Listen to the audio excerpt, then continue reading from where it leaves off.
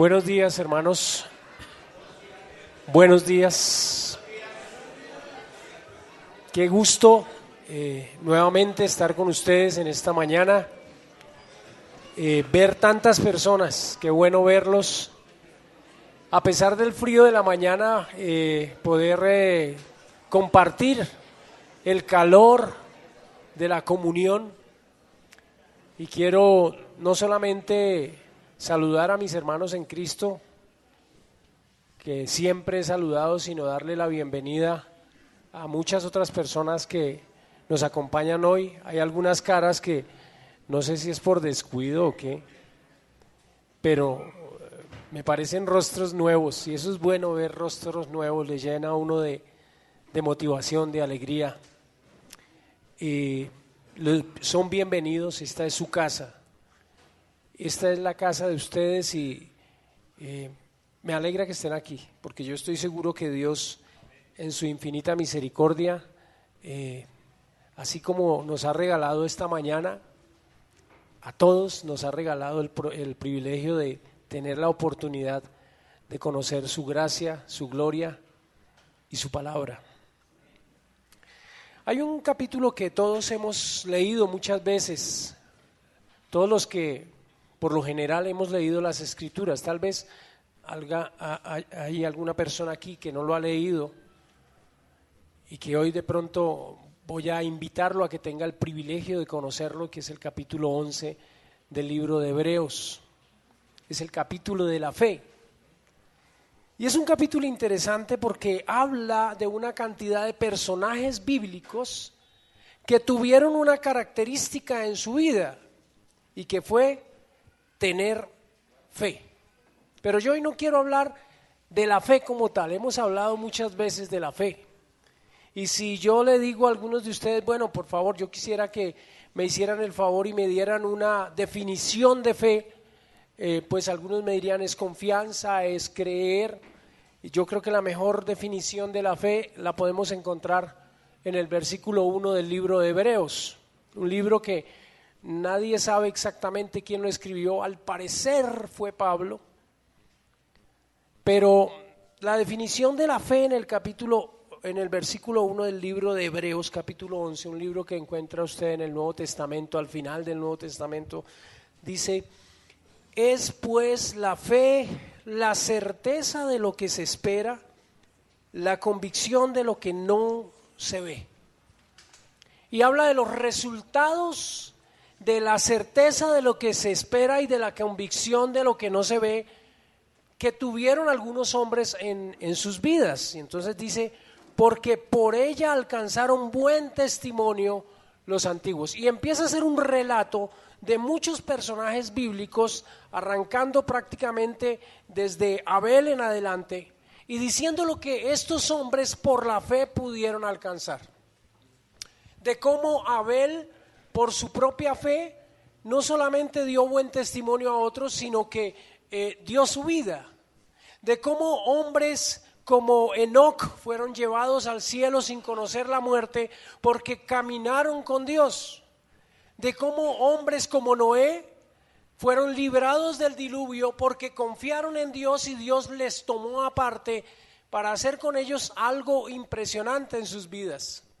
Y al final del capítulo 11 del libro de Hebreos se habla de lo que hicieron muchos de ellos, de cómo abrieron el mar, de cómo taparon bocas de leones, de cómo hicieron grandes proezas, pero también se ve en las vidas de otros cómo entregaron sus vidas, fueron sacrificados y aunque tuvieron fe y confiaron en Dios y esperaron en Dios, no lo pudieron ver en su propia vida, pero obviamente Dios siempre da la recompensa. Algún día, como le dijo el Señor a Daniel, allá al final del libro de Daniel, te levantarás y verás. Pero hay 4 personajes aquí en el relato del libro de Hebreos que siempre me han impactado, porque están metidos dentro del libro de Hebreos y dentro de la historia de los grandes héroes de la fe, y uno se pone a pensar ¿por qué están aquí? ¿Por qué el Señor en su sabiduría y a través de su Santo Espíritu, que es el que nos trae estas maravillosas palabras, permite que estos nombres de estas personas estén aquí involucradas? Y yo quiero leer versículo 32, capítulo 11 del libro de Hebreos. Voy a empezar por el versículo 31. Dice: por la fe, Rahab la ramera no pereció juntamente con los desobedientes, habiendo recibido a los espías en paz. ¿Y qué más digo? Porque el tiempo me faltaría contando de Gedeón, de Barak, de Sansón, de Jefté, de David, así como de Samuel y de los profetas. Y aquí están los personajes a los que quiero hacer una alusión rápida en esta mañana, porque es una lección para nuestras vidas que nos permite entender cómo Dios, en su infinita misericordia, quiere obrar en la vida de cada uno de nosotros, independientemente de la condición nuestra, independientemente de quienes seamos, de donde hayamos surgido, de nuestra fuerza o debilidad, de nuestra pobreza o riqueza, de nuestra inteligencia y de pronto de nuestra torpeza muchas veces en hacer las cosas. Porque la misericordia de Dios alcanza para todos. Y pienso en las palabras del apóstol Pablo en el libro de Corintios, capítulo 1, en la que dice que de lo vil y lo menospreciado escogió Dios, de lo débil para avergonzar a lo fuerte, de lo necio para avergonzar a lo sabio. Pero también pienso en las palabras del apóstol Pablo en el libro de Romanos capítulo 8, que nos dice que nosotros hemos sido escogidos por Dios desde antes de la fundación del mundo. Hay una palabra que últimamente está de moda y es la palabra héroes. Entonces hay que ver Batman y Superman. Mis hijos me invitaron a ver Batman versus Superman, buena película, chéverísimo, los efectos especiales. Hay otra que se llama Civil War. Me tienen amenazado de que me van a invitar a ver Civil War, también buena película. Buenos héroes, tipos súper inteligentes con mucha riqueza, como el señor Bruno Díaz en español, el Batman. Un tipo de mucha plata y tiene tanta plata que es capaz de hacer un hueco debajo de su mansión y no sé, hace unas armas poderosas y vence a Superman. O un tipo como Superman que viene de las estrellas por allá, lo único que le hace daño es la kriptonita. Súper fuerte,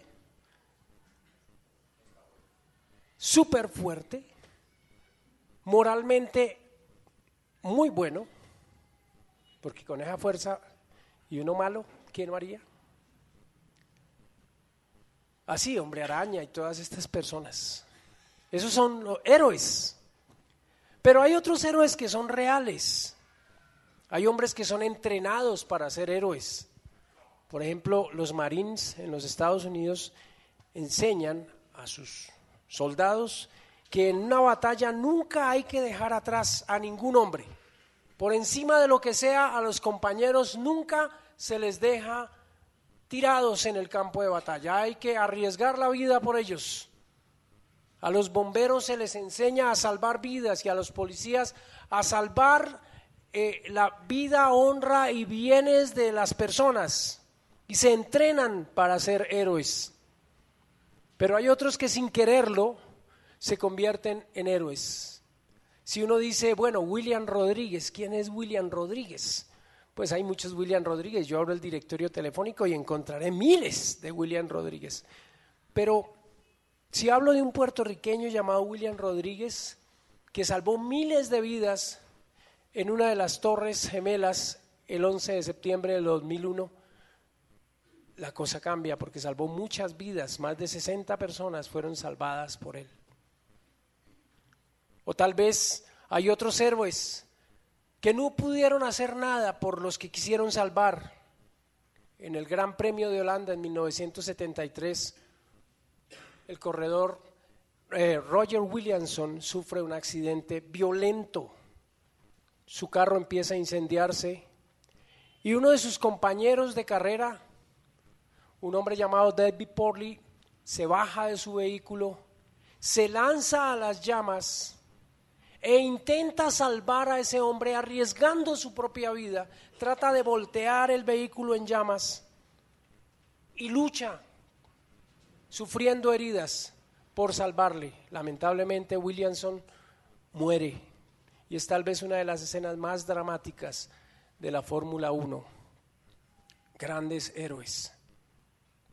Y pienso, hombres que no significaban nada o que tal vez nunca estuvieron preparados para hacer grandes cosas, pero fueron destacados por sus actos de heroísmo o por lo que hicieron.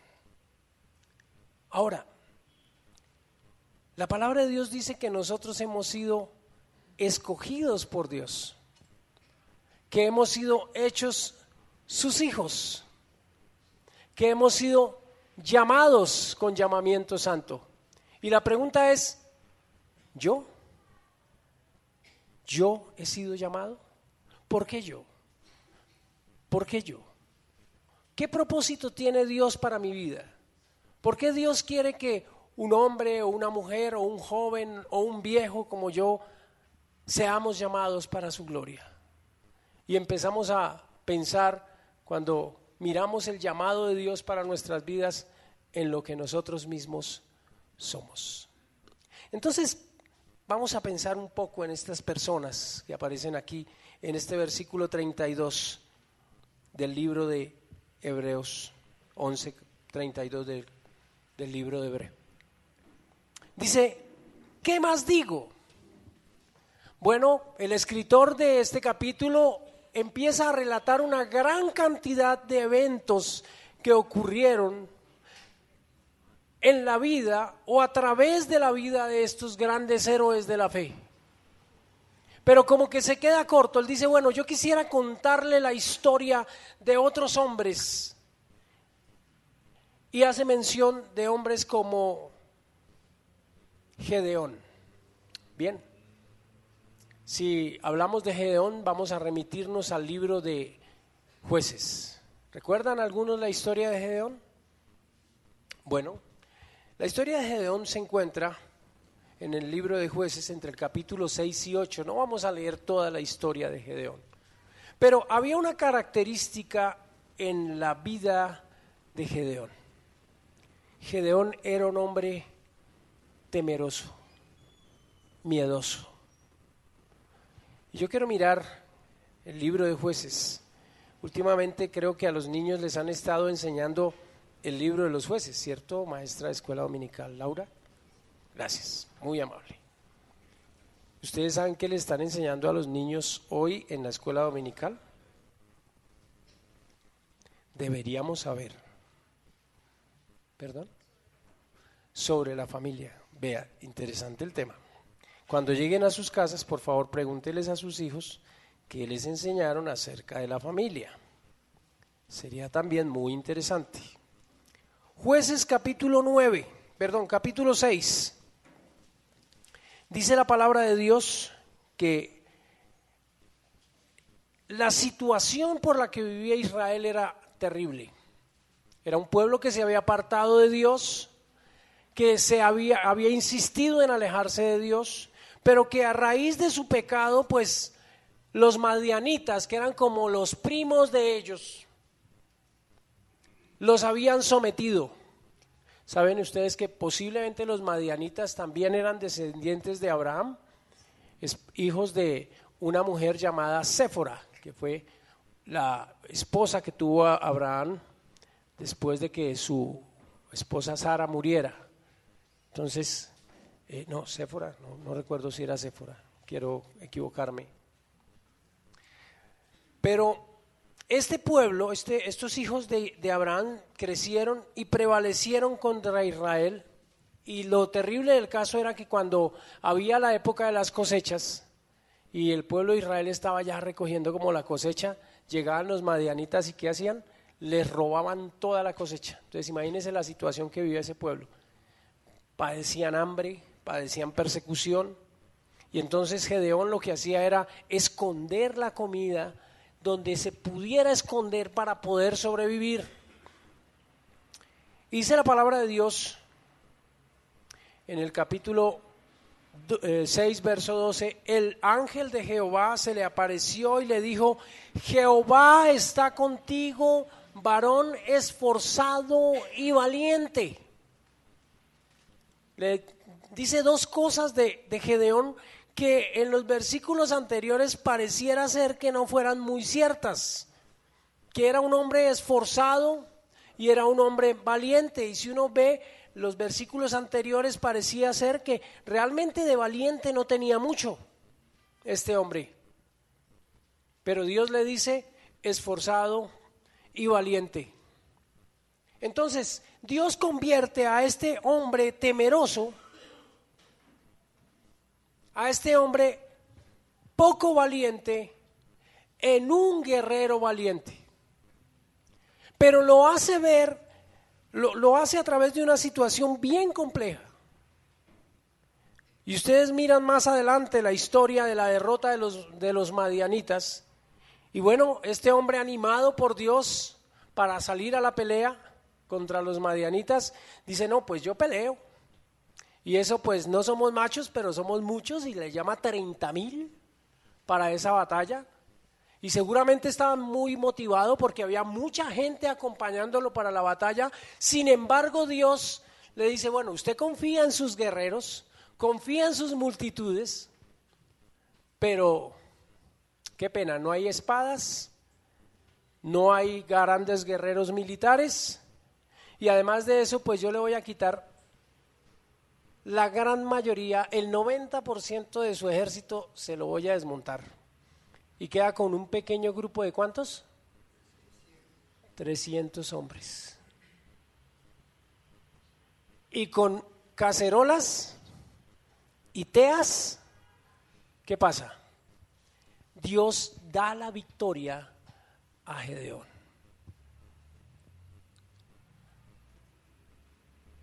La gran lección de esta situación vivida por Gedeón, por este guerrero de la fe, es que Dios puede utilizar hombres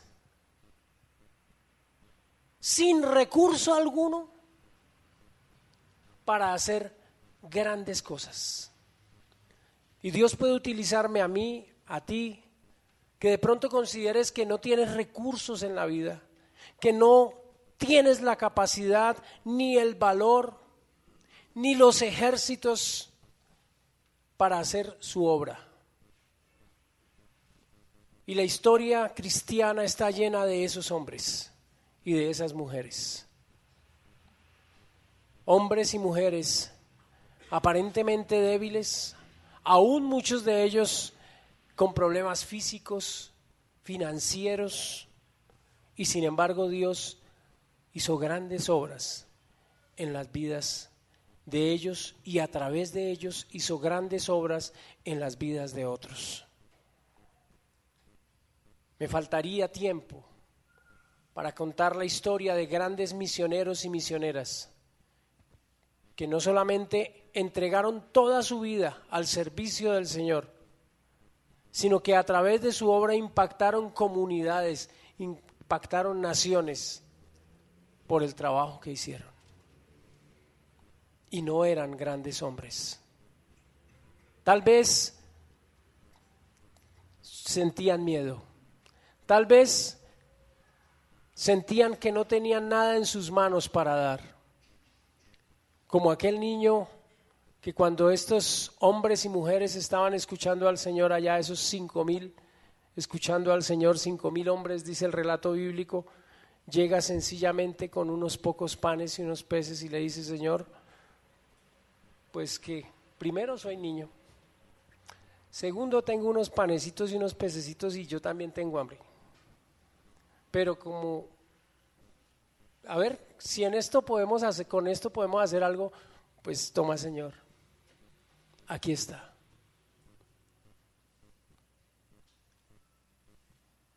¿Qué le has dicho tú al Señor respecto a lo que tú tienes en tu vida? Señor, yo quiero tener más para poder dar. O Señor, mira lo que soy, mira lo que tengo. No tengo más, Señor. Lo pongo a tu servicio. Haz tú con esto lo que tú quieras. ¿Cómo se glorifica a Dios? Con aquellos que le entregan todo de su vida a Él. Y cuán grandes cosas puede hacer. Gedeón fue grande, pero Dios le hizo grande porque él, a pesar de su temor y de su miedo, de alguna forma le dijo a Dios: bueno, listo, Señor, si yo tengo que ser, aquí estoy. El segundo personaje que vemos en esta historia es un hombre llamado Barak. Y Barak tenía una característica. A diferencia de Gedeón, que era un hombre, digamos que con muy poca importancia en su sociedad en ese momento, cuando empezó a ser usado por Dios, Barak sí era jefe de los ejércitos del pueblo de Israel. Pero tenía un gran problema Barak. El problema de Barak era que era poco diligente para hacer las cosas, era pusilánime. Dios le había dicho: Barak, usted tiene que ir y salvar al pueblo de Israel. Capítulo 4 del libro de Jueces. Miremoslo rápidamente. Capítulo 4.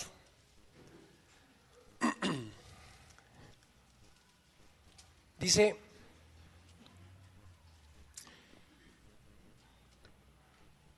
versículo 6. Bueno, voy a leerlo desde el versículo 4. Gobernaba en aquel tiempo a Israel una mujer, Débora, profetisa, mujer de Lapidot. Este mensaje o esto que voy a decir no es un mensaje sexista en ninguna manera, pero se consideraba dentro del pueblo de Dios que el que debía llevar la autoridad del pueblo debía ser el varón. Pero estaba tan mal el pueblo, que Dios levantó a una mujer llamada Débora para que fuese la que estuviese gobernando el pueblo. Y esto es una voz de aliento tanto para unos como para otros, en este sentido. Si usted no está dispuesto a hacer la obra, Dios va a levantar a quien sea para hacer la obra. Va a levantarlo.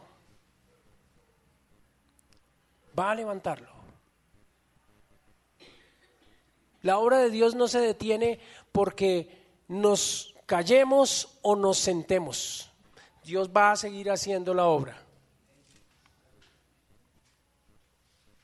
Y en este sentido, Dios levanta a esta mujer, Débora, una gran mujer valiente también, maravilloso ejemplo de mujer. ¿Ustedes saben qué significa la palabra Débora? Pues resulta que la palabra Débora significa abejita, o sea, era una abeja.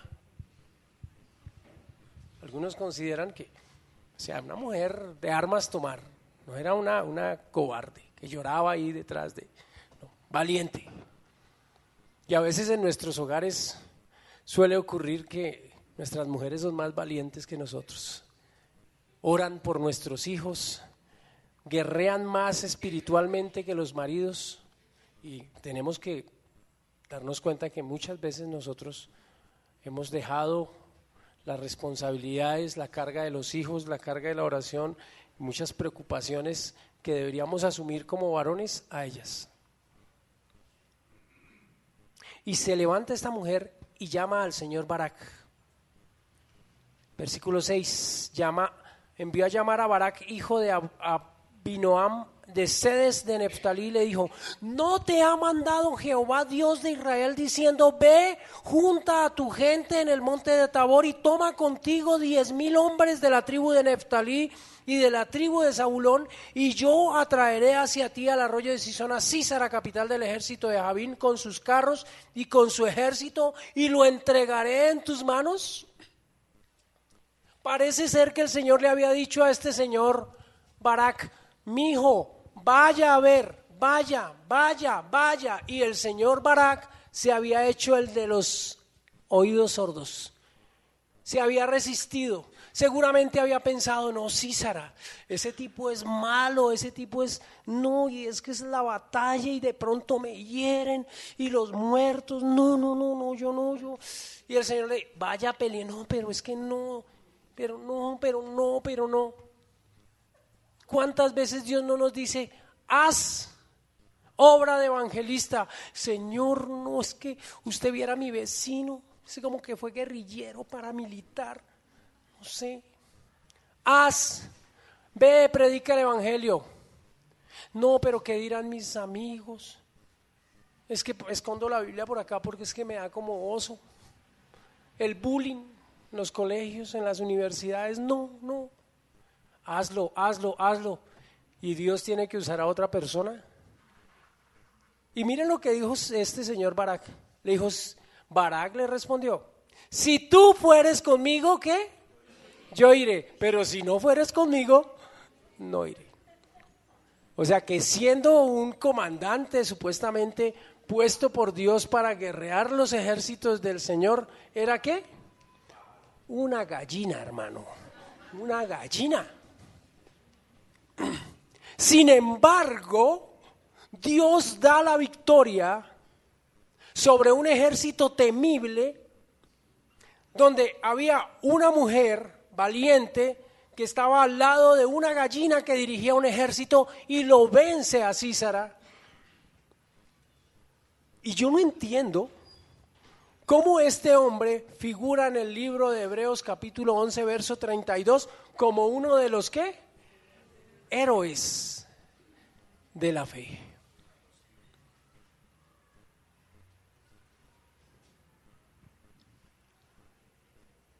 A veces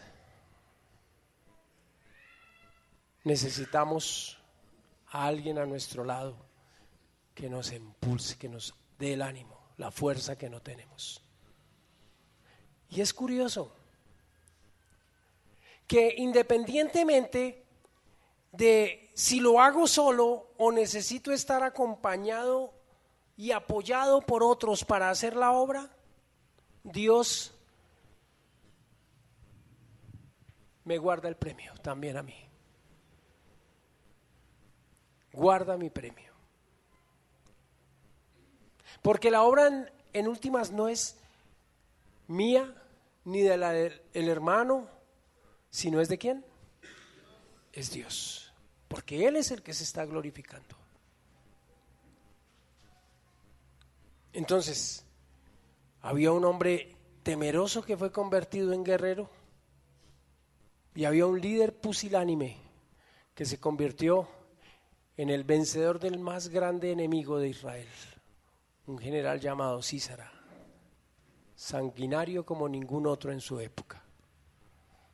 Pero también en ese versículo 32 aparece otro hombre llamado Jefté, y en el capítulo 11 de Jueces vemos la historia de Jefté. ¿Y quién era Jefté?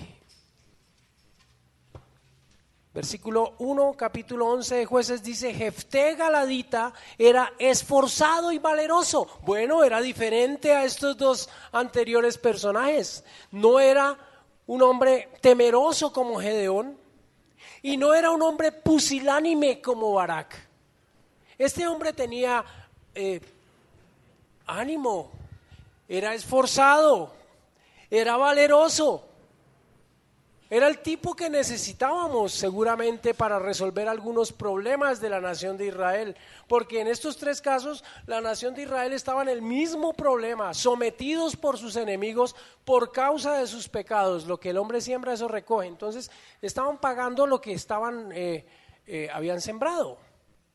Este señor era esforzado y valeroso, pero tenía ciertos problemas, y ya no eran problemas de carácter, eran problemas de origen.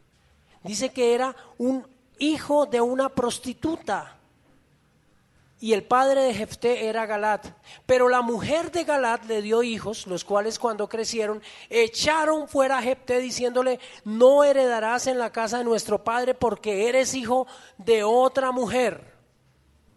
En otras palabras, su origen era poco envidiable. Era el hijo de una prostituta y sus hermanos lo despreciaron.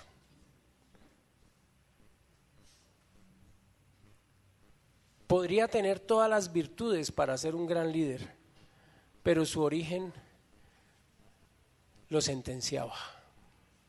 Pero no solamente era su origen, pues como había sido despreciado, dice que no andaba bien acompañado.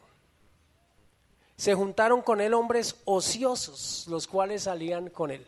Entonces era un hombre despreciado por su familia, sus hermanos no le habían dado herencia, y pues si yo soy la oveja negra de la familia y todo el mundo me señala y todo el mundo me trata mal, entonces suele ocurrir ese típico pensamiento adolescente, ¿no? En que digo, pues todo el mundo me trata mal, que yo soy el malo, que yo soy la caspa de la familia, pues me voy a volver caspa, me voy a volver malo. Voy a ser la oveja negra. Y este Jefté era la oveja negra. Y Dios lo llamó de allí. La situación se puso tan terrible. Dios permitió que las circunstancias fueran tan terribles en Israel y todo el mundo estaba asustado, todo el mundo estaba en una situación caótica, que el único que veían como con arranque para hacer las cosas era este hombre al que habían despreciado, y lo llamaron y le dijeron: oiga, usted que como que tiene así, ayúdenos. Y el hombre lo hizo. El hombre lo hizo. Pero fue realmente que los hombres lo pusieron ahí, ¿o fue que Dios lo tenía escogido para esa obra? Dios lo tenía escogido para esa obra. Así que no importaba su origen, no importaba la condición de su vida, Dios lo sacó de ahí y lo llevó a servir, a vencer a los ejércitos enemigos. Yo creo que todos nosotros podemos hablar de personas que han sido sacadas de condiciones terribles, de abusos, de vicios, de delitos, y llevados a los pies de Jesucristo, y ahora podemos decir están sirviendo al Señor con sus vidas y están rescatando a otros que no solamente han vivido la situación de ellos, sino aún a otros que consideraron tener muy buenas vidas y recibieron de esas personas el mensaje del Señor Jesucristo. Este hombre era despreciado por su origen, pero era un apasionado. De lo vil y de lo menospreciado del mundo escogió Dios para avergonzar a lo sabio. Yo no sé si te has identificado con algunos de ellos. ¿Y por qué no hablar de Sansón? Un hombre fuerte, un hombre que se consideraba poderoso, capítulo 13 al 16 del libro de Jueces. Poderoso, fuerte, escogido por Dios desde el vientre de la madre. Bueno, todos hemos sido escogidos por Dios desde el vientre de nuestra madre. Tal vez algunos de nosotros nos sentimos fuertes espiritualmente, pero tenía una debilidad por las faldas este hombre, tremenda. Tenía una debilidad. Dios lo despreció por su debilidad. Dios le dijo, no, usted podrá ser muy fuertecito, mijito, muy bonita su melena, pero usted tiene problemas con las damas. Usted no puede ver una escoba con faldas. Entonces, como usted tiene esa debilidad, qué pena, yo lo hago a un lado. No. Y es que Dios no menosprecia a nadie, ni por sus temores, ni de pronto por su falta de valentía, ni por sus debilidades, ni por su origen, porque Dios se glorifica en la vida de quien Él quiera poderosamente y usa a quien Él quiera poderosamente. Hace poco me contaron el testimonio de Ian Taylor, que nos dio la conferencia de Emaús.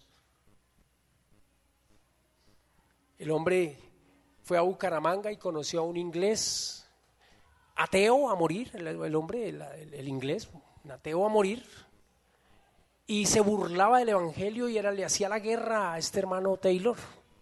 Y entonces era un vividor. El hombre rezaba el Padre Nuestro y decía groserías, rezando el Padre Nuestro. Este tipo era terrible. Y una vez pues se cruzaron en el camino con el misionero y entonces le dijo, bueno, ¿y usted qué? ¿Cómo qué hace? Le decía este inglés al hermano Taylor. No, yo hablo del evangelio y todo. Ah, usted es el que cuenta mentiras y todas esas cosas. El hombre era directo.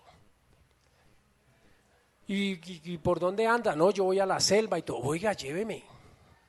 No, yo que lo voy a llevar. Y le sacó el cuerpo varias veces hasta que una vez no pudo sacarle el cuerpo y le tocó llevárselo. Entonces dice el hermano Taylor que él hizo todo lo posible por aburrirlo. Entonces, si pasaba un charco, le volteaba el palo para que cayera en el charco, le ponía trampas, o sea, lo hacía pasar por los peores lugares para que el inglés ese que de pronto se me iba a tirarle el tiempo que yo iba a tener allá con los hermanos en la selva, se fuera antes de que llegara.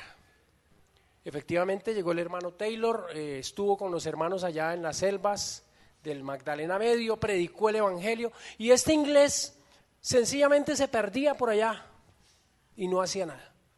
Y devolviéndose, el inglés con cari acontecido, triste.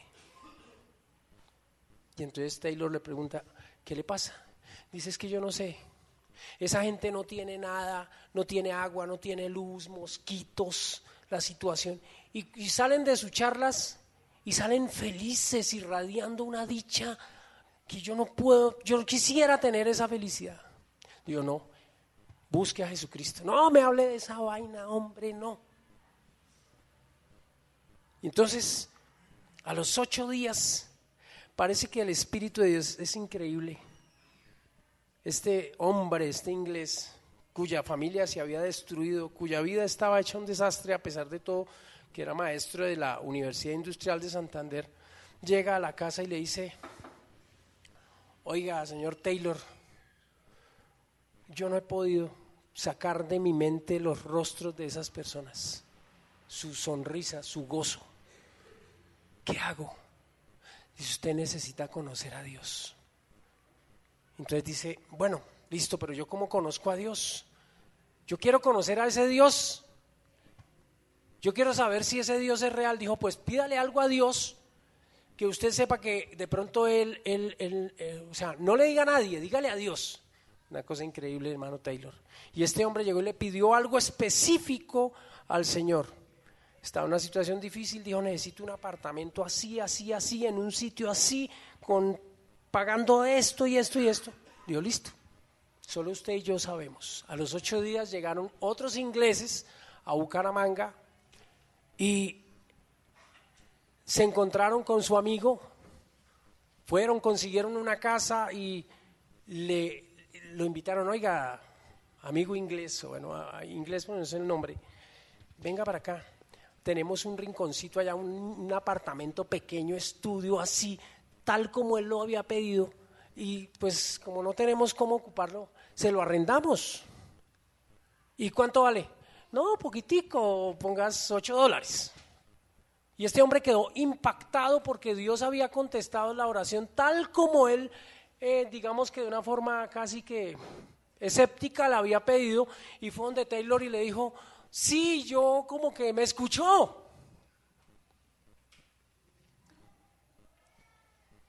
Taylor había luchado mucho por que este hombre no estuviera con él, porque no fuera a la selva con él, porque no lo acompañara. Este hombre no le escuchó el evangelio, cosa que molestó más a Taylor. Pero hoy en día, 20 años después, este inglés tiene fundadas más de 20 iglesias en el África y es misionero e invitó a Taylor al matrimonio de su hija. El pastor Taylor decía, una cosa que he aprendido con esto, la gran lección para mi vida es que yo no puedo menospreciar a nadie. Como Dios no nos menospreció a nosotros. Sansón, un hombre fuerte con sus debilidades. Samuel, un niño pequeño que no conocía nada de Dios, inexperto, y oye la voz de Dios. O un David, el menor de sus hermanos, un pastor de ovejas que se sienta en el trono de Israel a pesar de sus muchas debilidades. Ahora, esto me motiva a pensar en lo siguiente, hermanos. Que si Dios se presentó a nosotros en la persona de Jesucristo, entregándonos su vida con todo su amor, el gran héroe es Jesucristo, que dio la vida por sus enemigos. ¿Cómo no escuchar las palabras del apóstol Pablo cuando dice, presentémonos al Señor como sacrificio vivo, santo y agradable a Él, que es nuestro culto inteligente, racional? Yo quiero que le digas al Señor, Señor, yo sé que hay muchas cosas en mi vida que posiblemente a los ojos de los hombres, incluso aún en la obra del Señor, podrían ser como cosas que podría decir me incapacitan. Pero lo primero que yo quiero decirte es que yo quiero presentarte mi vida, con mis miedos, con mi origen, con lo que he vivido, con las cosas que me han dolido, con mis limitaciones, y quiero decirte, Señor, úsalas. Porque la palabra de Dios nos dice que a todos aquellos que hemos creído nos ha sido dado, como nos recordaba el hermano en la cena del Señor esta mañana en su meditación, el Espíritu Santo de Dios. Y que el Espíritu Santo de Dios nos ha dado dones espirituales para que seamos útiles para la edificación de la iglesia y de los hermanos en Cristo. Y obviamente para nuestra propia edificación. Hermanos, hemos recibido un regalo maravilloso. La salvación, pero también el Espíritu de Dios. Y si dejamos que el Espíritu de Dios obre, y si damos nuestra vida plenamente a Él, no solamente Él hará de los más cobardes los más valientes, no solamente Él hará de los más débiles los más fuertes, no solamente hará de los que tienen el origen más miserable los que se sientan en las sillas de los príncipes, sino que hará algo mucho más importante de todo eso, es que la gloria de Dios sea manifestada a través de la vida de cada uno de nosotros. Padre Santo, te damos toda la gloria y la honra en esta mañana, porque eres un Dios de amor, porque no escatimaste a tu propio Hijo para darnos perdón de pecados. Porque no te pusiste a ver cómo éramos nosotros para saber si nos salvabas o no. Pero no solamente eso, sino porque nos diste el privilegio de servir en tu obra, Señor. Queremos decirte que necesitamos que tu nombre sea glorificado a través de nuestras vidas. Te entregamos, Señor, nuestras vidas para glorificarte, con nuestras debilidades, con nuestras necesidades, con nuestras limitaciones. Pero queremos pedirte que nos des un corazón valiente para testificar de ti, esforzado para llevar vidas santas, dócil como el corazón de un niño para escuchar tu palabra con confianza. Señor, fortalece nuestras vidas, que tú crezcas y que nosotros menguemos. Te adoramos y te bendecimos y rogamos, Señor, por las personas que están aquí, que no te han conocido como el Señor y Salvador de sus vidas. Si hay alguien aquí, Señor, que vengas a su vida para que experimente la transformación en su ser y para que empiece a encontrar el sentido y la razón de su existir. Te lo rogamos en el precioso nombre de tu Hijo, nuestro Señor y Salvador Jesucristo. Amén. Gracias, hermanos.